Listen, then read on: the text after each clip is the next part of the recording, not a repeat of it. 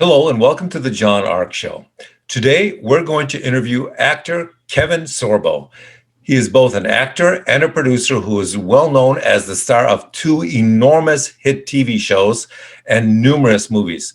The first TV show was called Hercules, The Legendary Journeys, and was the biggest show on TV at the time. It was seen in 176 countries.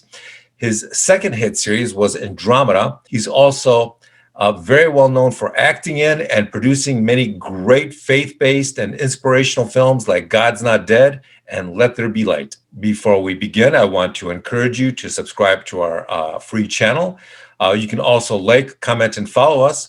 We're going to have a lot of great celebrity interviews coming up, so make sure to click on the notification bell so you can be notified every time we upload a new episode.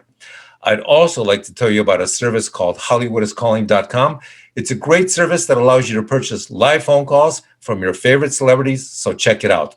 There are more than 100 stars to choose from, and the calls can be bought for as little as $19.95. So give it a try. HollywoodIsCalling.com. Now, let's say hello to Kevin Sorbo. Hello, Kevin. Welcome to the John Ark Show. How are you today, sir? I'm doing pretty good. It's been a busy week for me. So I'm kind of looking forward to a little slowdown this weekend, but I got to leave Sunday. I got a speaking event in Omaha, Nebraska. Then I got to go up to Connecticut to speak at a rally there. So it's going to gear right up again, but I'm looking for a couple days of relaxing. Nice. So, Kevin, you've had a tremendous career and you've appeared in a lot of hit TV shows and movies. Before we get into all of that, can you tell us how you got your start? Wow, if you want to go way back, I was 11 years old when I fell in love with that. I grew up in Minnesota, and Guthrie Theater is a very famous theater in Minneapolis. We saw my school took us to see a play there. It was The Merchant of Venice. It was Shakespeare. I don't know what the heck they were saying because it was Shakespeare, but I was totally mesmerized by the actors on stage, and I kind of made that decision right there and then. Even though I was a jock, all my basketball and football buddies made fun of me to start taking acting classes, but I loved it. I loved doing it, and commercials has really opened the door for me in Minneapolis. I did a lot of commercials. That gave me that all-important Screen Actors Guild card. And I went to LA and I just said, here I am, and busted my butt. You know, my best friend said, remember, it's called show business, not show. Mm-hmm. So I took my double major, marketing and advertising, and market and advertise myself, because as an actor, you are your own product. So I just kept plugging away, and I just always had belief in myself that it would happen. So the Hercules TV show was incredibly successful around the world, and it gave you a massive platform to both act and direct. Which did you enjoy doing more? Well, I started directing by season 3. I love directing. If you're going to tell me I have to pick one or the other, I'll take acting every time. I love it. I got to brag a little about Hercules. By season 3, we did become the most watched TV show in the world. We're in 176 countries, and that 7 years there spun right into my 5-year run on Andromeda, and that was created by Gene Roddenberry. So my Captain Dylan Hunt, was the first captain after Captain Kirk, and that was cool for me because as a little kid, I grew up watching all the reruns of Star Trek.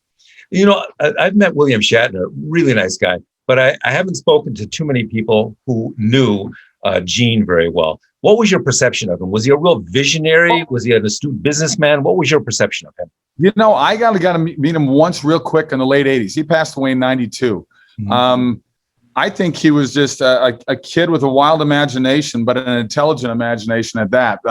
He admitted he didn't know any of the tech words. You know, he called Star Trek a Western in space. Mm-hmm. And anything that they needed for tech, if he was writing this, he would just say, tech. And he went to space aeronautical engineers to get the right wording for the different things on all the episodes of that series. But I only got to meet him one time. I got to know his widow much better, Majel Roddenberry. And I got to go to his house after he passed away when I got the role on Andromeda, and sat at his desk, which was really cool for me because she kept it the same way it was since the day he passed away. And that was kind of a treat to sit at his desk and see the works that he was still planning on other television series in space, because that's where his love was.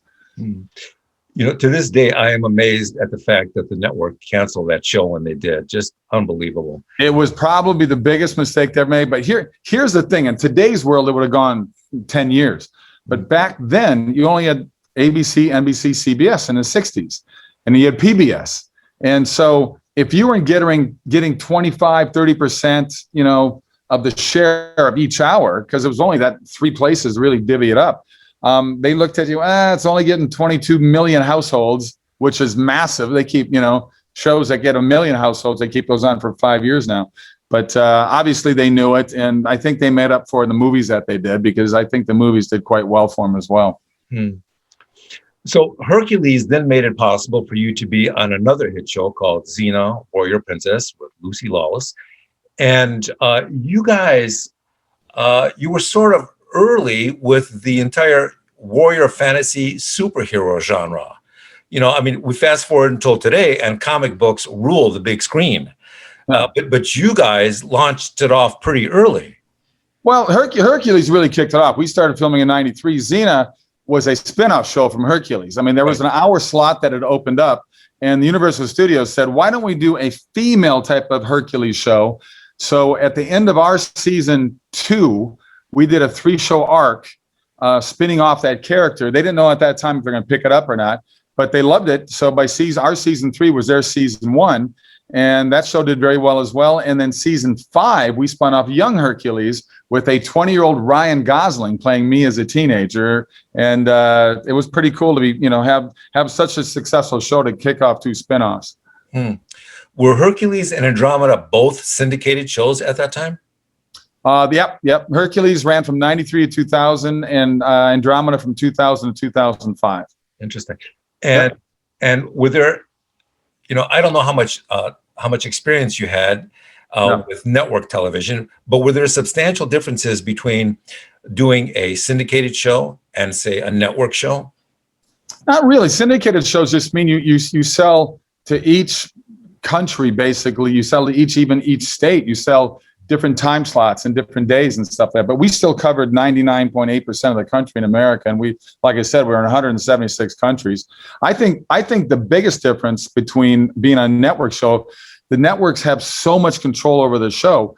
They really let us do our own thing down in New Zealand. We didn't want to make the writers mad or anything, but there were a lot of changes in terms of, a line here, a line there in almost every scene. We would ad lib, we would throw stuff in. We gave them room to edit that out if they wanted to. But when the writers were in California, we're down in New Zealand filming, things happen when you're on the set. You look at different things and you got a different set here, and you start running the lines. You go, wouldn't it make more sense if we did this here or did that there? And it wasn't to outdo the writers, but we would only change maybe 3 or 4% of what they wrote. It wasn't like we changed everything. It's just that it would have helped if we had the writers on the set, and I wish we did. But we were a day ahead in New Zealand, and so we're filming on Monday, and it's Sunday back in the States. So we couldn't get a hold of the writers to ask them, hey, what do you guys think of this? What do you think of that? The time difference is too much. But I think that was the biggest difference. They gave us a lot of freedom on that show, and it was nice to have that freedom. By the way, you mentioned New Zealand. Everybody who goes there seems to fall in love with it. Have you ever thought about relocating there?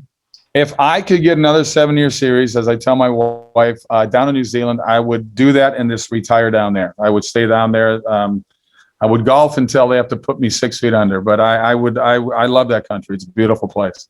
Now, you're also a producer. How would you compare the profitability of doing a syndicated show to the profitability of doing a network or a streaming show today?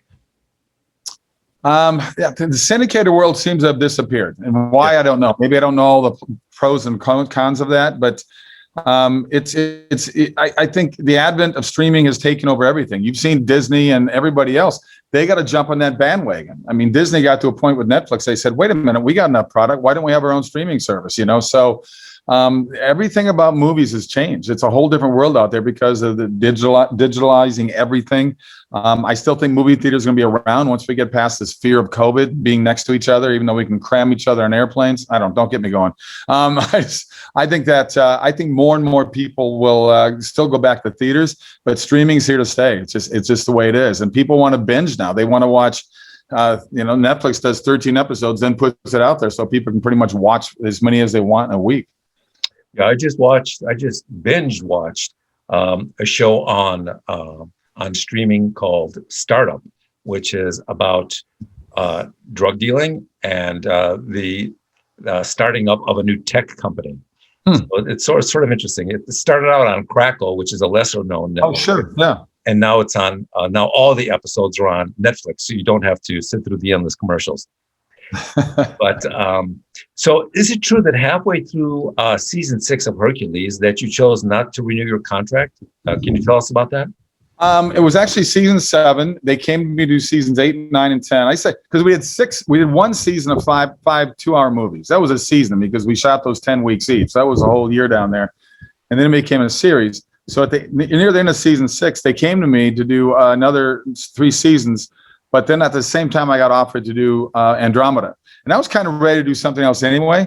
And it was still within the Universal family since they own the Sci-Fi Channel. So it wasn't like I was walking away from, hopefully giving them, shows that become successful, because Andromeda became very successful as well. So, there's truth that the offer was there, but I had a chance to do something different. I was kind of ready to do something different. What had a greater impact on your career financially? Was it Hercules or Andromeda?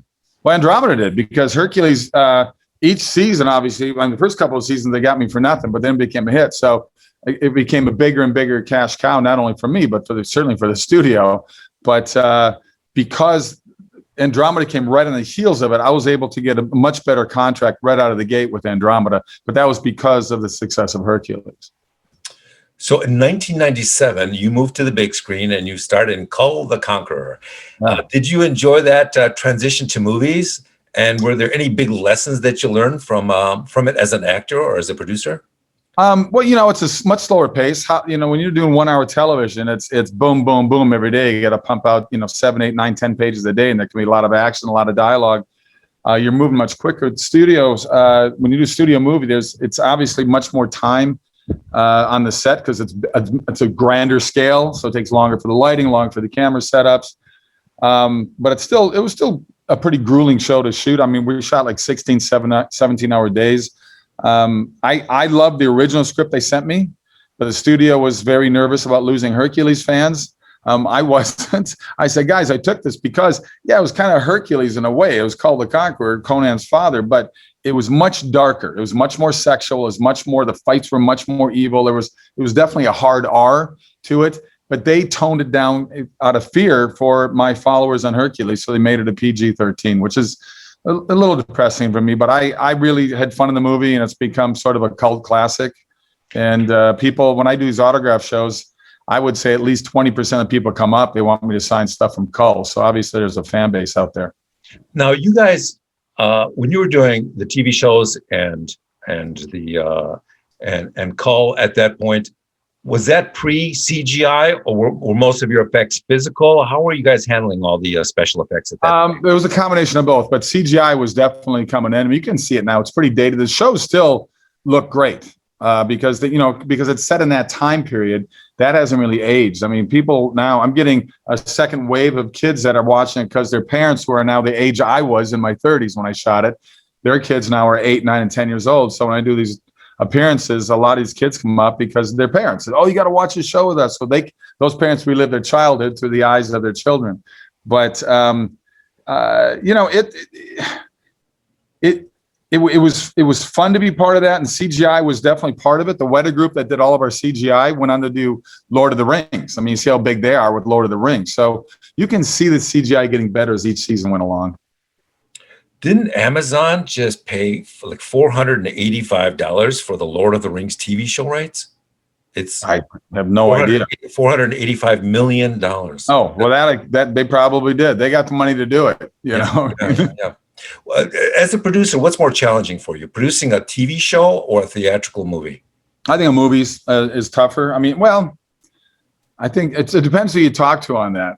I think, but we do budgets in the $3 to $5 million range. That's like catering budget in Pirates of the Caribbean, right? I mean, they have $300 million movies, so we have less to work with, and you still want to do a really good quality with it. I like to do films that I call them actors movies, where they're more dialogue driven than they are visual effects. I mean, I like watching The Lord of the Rings, or I like watching Avengers too, but it's really like a roller coaster ride because the majority of it is just, computer generated images.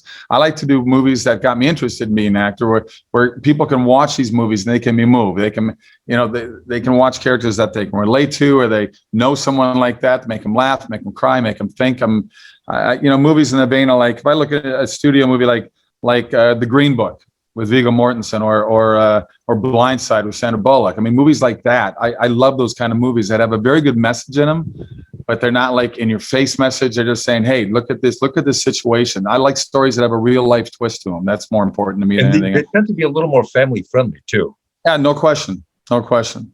And a lot of producers still don't appreciate that. They want to go in a different direction because they all want to be edgy, but then you miss out on the family audience. Yep. So I know that you enjoy acting and producing religious movies for the theatrical market. Do you think there's also a market for religious video games in this day and age? Someone brought that up to me before about doing one of those. I would like to see what that looks like. I have no idea. I think there would be. I think there's a market for all of that. Look, there's 80 million homes out in America, 80 million homes that want not necessarily religious, but family-friendly movies. Movies that have a good message, movies that aren't as edgy as what you mentioned earlier, that have all that anger and hate and violence in it. And I'm not a prude in any way. I go see those movies too. But I just think that every single movie, why does it have to be that sort of edgy? Why can't we have movies that have positive characters that have a road to redemption, so to speak, positives instead of negatives? Because everything you see, and you see it being played out in our streets right now, all the anger, all the hate, all the destruction gets to the point. It's like, guys, there are good people out there too. We don't always have to show weird people that are angry, people that are on a path of destruction. There's good characters out there, and why don't we show that instead of constantly force feeding us all this stuff that's so negative? So I heard something really interesting about you. I heard that in the 90s you experienced an aneurysm in your shoulder, which caused 4 strokes. Yeah. I heard you believe that the strokes were triggered by chiropractic manipulation of your shoulder, and this released blood clots from the aneurysm that left you with some health issues that took you a while to recover from. Now, I'm bringing this up because I suspect people would like to know, first, how you made such a great recovery. Usually 1 stroke is enough to take somebody out of the game permanently. Most people who've had 1 stroke almost never recover, How did this affect? How did you affect such an impressive recovery? Well, I think number one, I was in my 30s and I was in really good shape, still doing the Hercules series. I was a pretty ripped up guy all through my teens, 20s, and 30s. Always in shape. I was ate right. I was worked out. I was cardio, lifting, everything, stretching, yoga. I did all that stuff, and I think that helped a lot. Unbeknownst to me, I had an aneurysm way up here in my left subclavicle, and the last couple months, season 5. I had all these problems with my left arm. I couldn't figure what was going on. These 3 fingers in this hand were cold and numb and getting worse as the weeks went on. I came back to America at the end of season 5 to do promotional work on the set of, talk about Call the Conqueror, Letterman, Leno, all the talk shows. And then I went to see my doctor because it was driving me crazy, and he found that lump up there. And he thought maybe it was cancer. Didn't tell me at the time, but he said, we got to do a biopsy and see what's going on. So I went to a chiropractor. Now, the chiropractor I went to, in 8 years, he's never cracked my neck because I don't like my neck cracked. I've had it cracked years before, and I never liked the feeling of it. I just didn't like it. You can work on my body and crack my back or whatever, but leave my neck alone. He knew that. Well, a voice in my head went over and over, don't let him crack your neck, which was really weird because he's never cracked my neck. I didn't listen to that voice. He cracked my neck this way. Well, that aneurysm was so close to where that artery feeds into the neck that they call it vascular retrograde or something like that, because it's happened before to other people where they crack the neck, and where that aneurysm and spitting out clots, it forced some clots into my brain. And I spent the next 4 months learning how to walk again, learning how to talk again, learning how to balance again. It took me 3 years to fully recover. You can see in the last 2 years of Hercules, I went from a 14-hour day to a 1-hour day 4 months after I went back. And I would just do a scene or two, and I would be pretty much just standing or seated. I couldn't even do the action anymore for a while. Slowly worked up to about 8 hours a day during the last season of that series. But I never got back to those long hours on that show. But I wrote a book. It's called True Strength: My Journey from Hercules to Mere Mortal and How Nearly Dying Saved My Life. And the head of neurology at Cedars-Sinai in LA and the USC Medical Center wrote a they didn't write my name in there, but they wrote a chapter on me in neurology about how I recovered, because they said it was a miracle that I recovered the way I did. And, really, my first speaking event on that book was here in West Palm Beach, Florida, where I spoke in front of 500 people at the American Heart Association, and they had 20 people in the front row, and all 20 people, through a neck manipulation from a chiropractor, suffered strokes. And 2 of the 20 people were widows, because the men that had that done to them died. So it's definitely out there. It's rare, but it definitely happens. And I think people should be aware of it. I mean, I think you probably got a better chance of getting struck by lightning, but it still can happen. Let me tell you why I ask you this question. A lot of people these days will walk through shopping malls and they'll see these massage booths and Right. these massage booths set up throughout the mall, where Sure. with some guys with very little or no training will give people back and neck massages. And I'm hearing that some of these people are getting strokes a month or 2 after getting these massages without ever realizing that they were caused by them. Wow. What are your thoughts on this whole? Because it's getting more and more prevalent. In fact, most malls you go through now, you see these massage booths sitting, and I see them jamming elbows into the top of people's necks, and just, what are your thoughts on all of that? Well, I think, the chiropractic service has a place, but I think that everyone should be aware of the fact that the neck is a very delicate area. And I think that don't get your neck cracked. Yeah. There's things you can do, rubber bands, there's stretches you can do, there's things you can do. I just think that quick jerk, I don't think it's a good thing. I think it's a short fix anyway, because people, their neck hurts them again. But I think there's yoga. I think there's all kinds of things. So the best way to do this is, hopefully, who's ever watching this right now, if you go to chiropractors, don't let them crack your neck. I don't think it's a smart thing to do. Yeah. You may be one of the most successful producers of religious and faith-based movies in the marketplace now. What is the most challenging part of producing content for that space?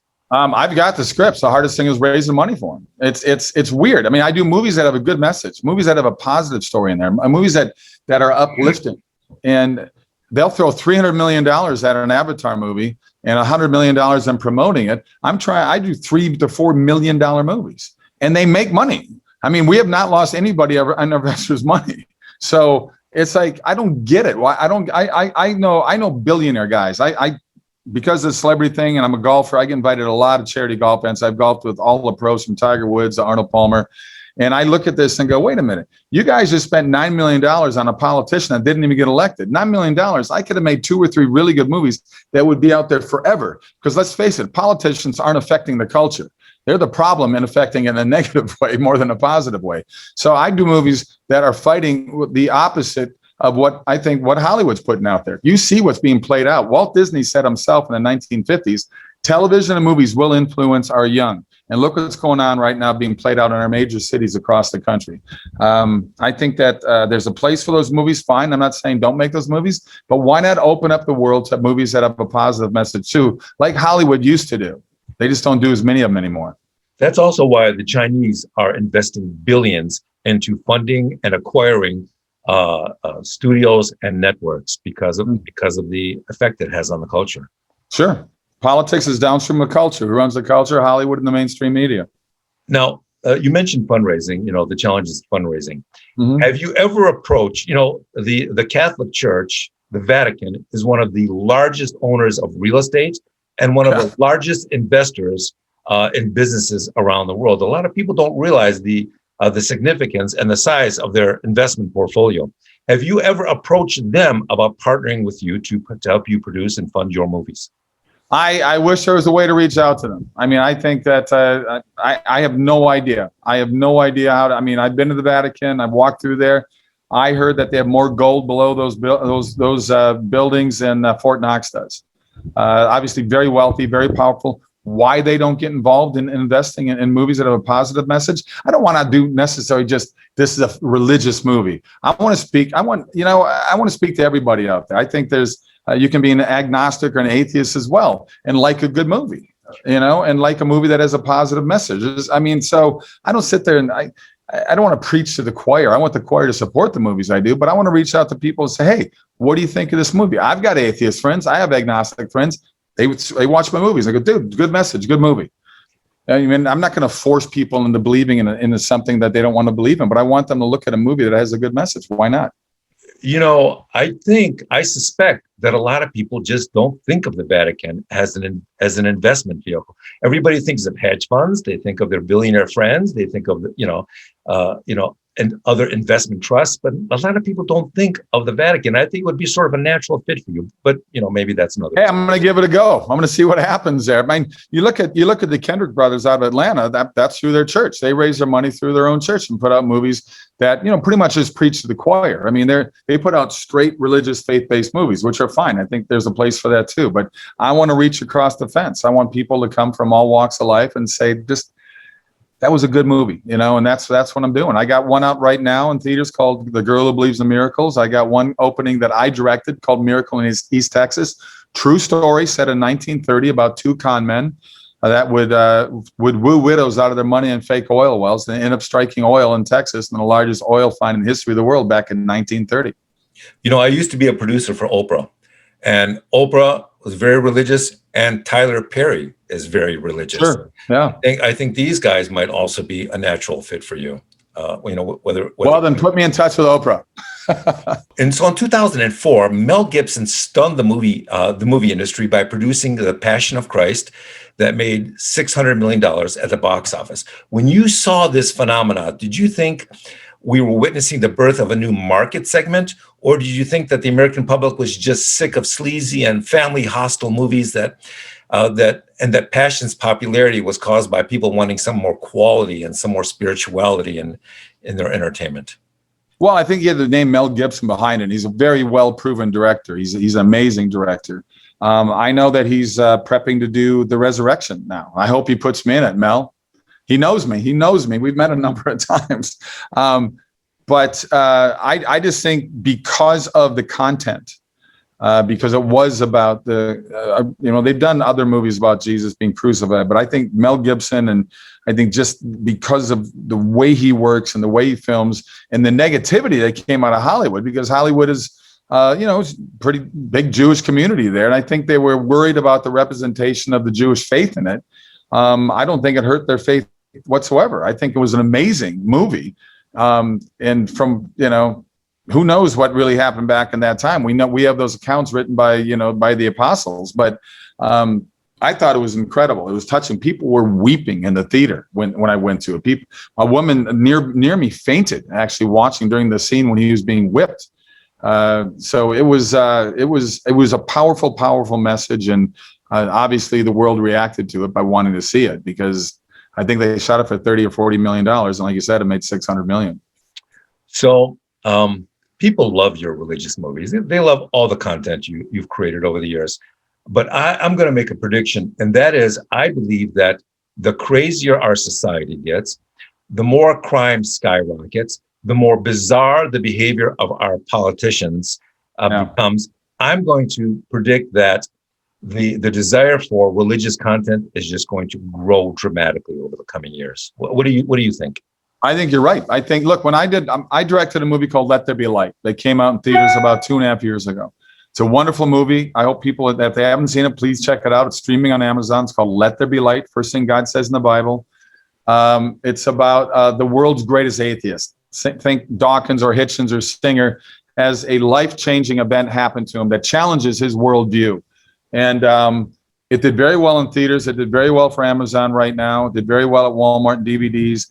I got a call after opening weekend. We opened number 2 per screen average. A little $2.5 million movie opened number 2 per screen average against Thor Ragnarok, a $300 million movie.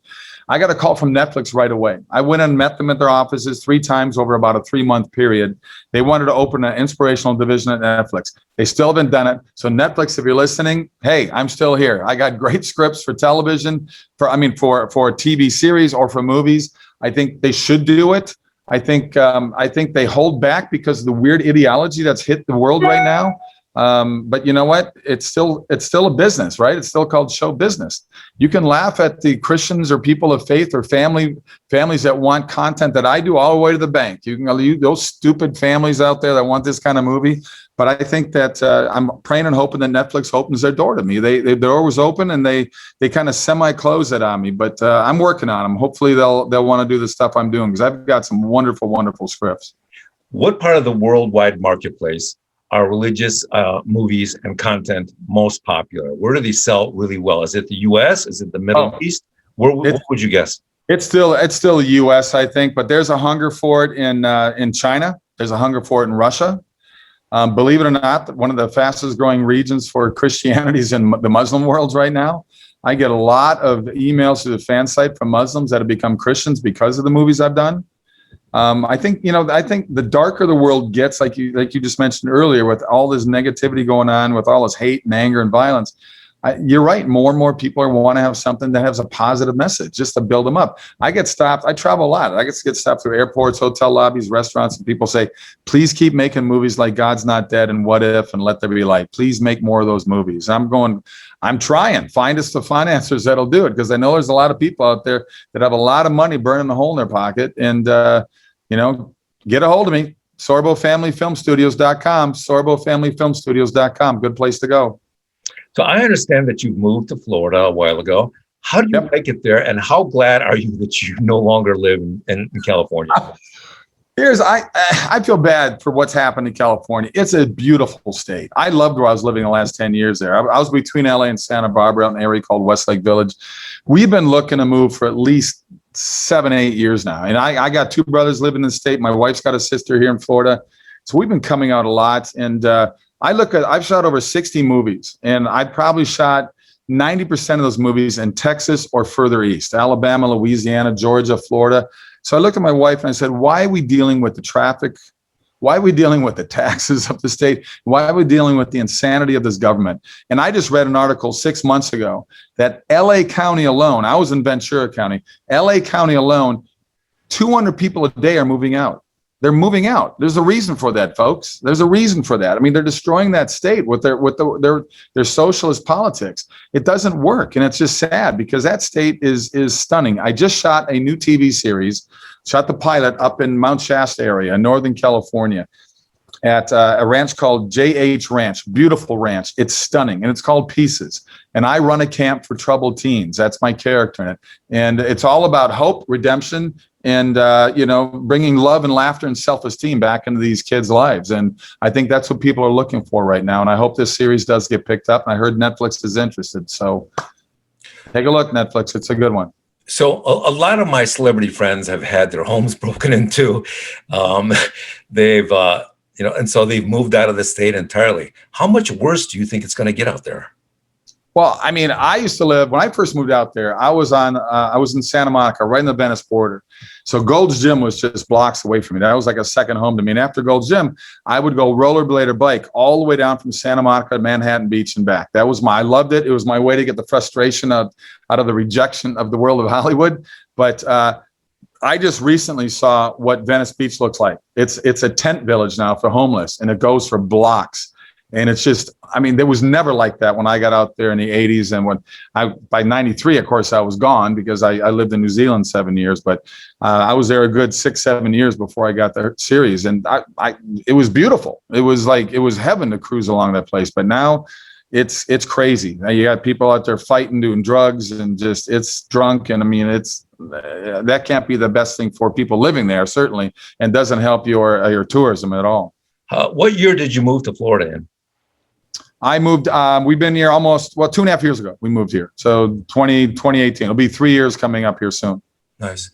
So for investors and individuals interested in working with you to help you bring your projects to the market, what's the best place to contact you online? KevinSorbo.net is always great. KevinSorbo.net, and also SorboFamilyFilmStudios.com. SorboFamilyFilmStudios.com. Okay. And before we wrap things up, is there anything else that you would like to promote?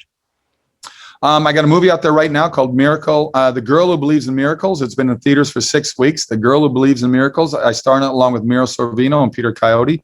Wonderful little family movie. And then I got a movie opening in July called One Nation Under God. It's a high school drama about putting that phrase back into our Pledge of Allegiance. And I've got 2 documentaries you've got to see. One was a #1 documentary for 5 months over the last year on Amazon. It's called Before the Wrath. It's a wonderful look at the book of Revelation. I narrate it. And the other one is called Against the Tide. Against the Tide is a documentary on the life of John Lennox.